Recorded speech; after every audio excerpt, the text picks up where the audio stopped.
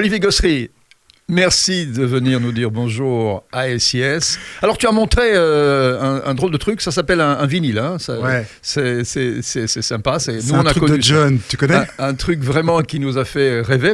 Mais ça reprend quand même un petit peu. En tout cas, c'est très à la mode. Il y en a plein qui l'achètent, mais qui n'ont pas de platine. Je vais t'en parler. Vas-y. Je vais t'en parler. Alors, c'est vrai que c'est old school, mais un vrai revival. C'est-à-dire que j'ai commencé à faire des foires au disque il y a quelques années. Et j'étais surpris à quel point c'était surtout les jeunes qui venaient m'acheter des disques de ma collection. Et donc, j'ai senti qu'il y avait de nouveau un engouement. Et aujourd'hui, à Bruxelles, il y a des clubs où on force les DJ à rejouer à l'ancienne, c'est-à-dire en vinyle. Il y en a deux, si tu veux, je peux te les citer. Il y a la Cabane, l'ancien transatlantique à Boisfort. Ouais. Et il y a le Jalousie au Sablon, rue Haute, dans lequel je joue parfois, qui joue quasiment la carte du vinyle, c'est-à-dire le DJ revient avec ses caisses de disques. C'est lourd, hein? Ouais, c'est lourd. Par rapport à la clé USB d'aujourd'hui, c'est lourd. C'est le revers de la médaille. Ah, oui. Mais par contre, voilà, pour les 25 ans d'un morceau que j'ai sorti à l'époque chez Olivier Verac, que tu as bien connu, donc Noise Track, ça s'appelait. Donc c'était le label de Vito Lucente, Junior Jack. En fait, il y avait un tel engouement sur ce morceau, depuis 25 ans plus tard, que j'ai voulu, je me suis dit, je vais le ressortir.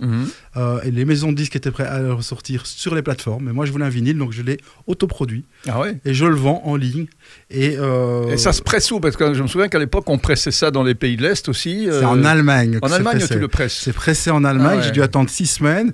Et j'ai déjà vendu les 2/3 de ta commande. Mon premier pressage. Ah ouais. Donc ça part bien. Après une semaine, ça part très bien. Je suis très content. Je suis très content que tu me reçoives pour en parler. Mais non, mais c'est super. Mais je te reçois aussi parce qu'évidemment, à SIS, il y a une bonne petite chronique qu'on réalise ensemble avec Jean-Marc Guérail, qui a ses heures perdues et le rédac chef de l'ADH, mais il adore la musique. Il est fou de musique. Le truc de Bof ou Top, on a fait des t-shirts, on a investi. C'est très beau. Une émission qui coûte très cher, une chronique extrêmement chère. Donc le principe est simple, c'est un morceau et puis c'est Bof ou Top. Et généralement, c'est des morceaux que tout le monde est censé aimer, mais qu'on peut aussi détester. Par exemple, la Macarena. Bon, on peut adorer ou détester. Mais tout le monde a dansé la Macarena, à fond. Plus ou moins bien ou mal. Et donc, ce Bof ou Top, moi, ça me fait rire. Et il y aura des vidéos qui seront chaque semaine postées sur SIS. Et puis aussi des podcasts. Ça t'amuse, ce genre de truc? J'adore. J'adore parce que, d'abord, c'est très ludique. C'est fun. Tout le monde m'en parle. Chaque fois que j'ai... je sais pas si tu as vu, mais chaque fois que j'ai partagé ça, il y a toujours beaucoup de réactions. Les gens aiment bien se mêler au débat.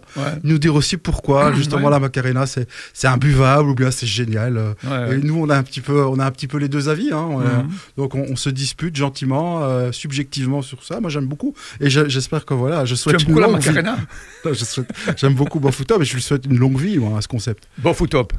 Le jour où vous voudrez acheter le t-shirt, le sweat, il va falloir payer très cher. Alors, on termine aussi avec ton actualité.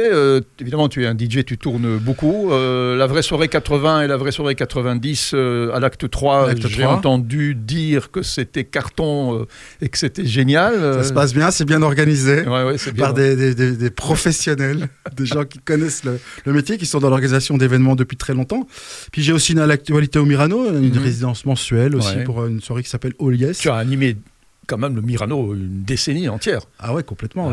C'est chez moi là. La décennie où c'était de bon ton de sortir au Myrano. Où je jouais encore du vinyle. Où tu jouais encore du vinyle. Donc, Clap Your Hands, si vous voulez le commander, il est commandable chez moi. Donc voilà, une résidence mensuelle au Myrano.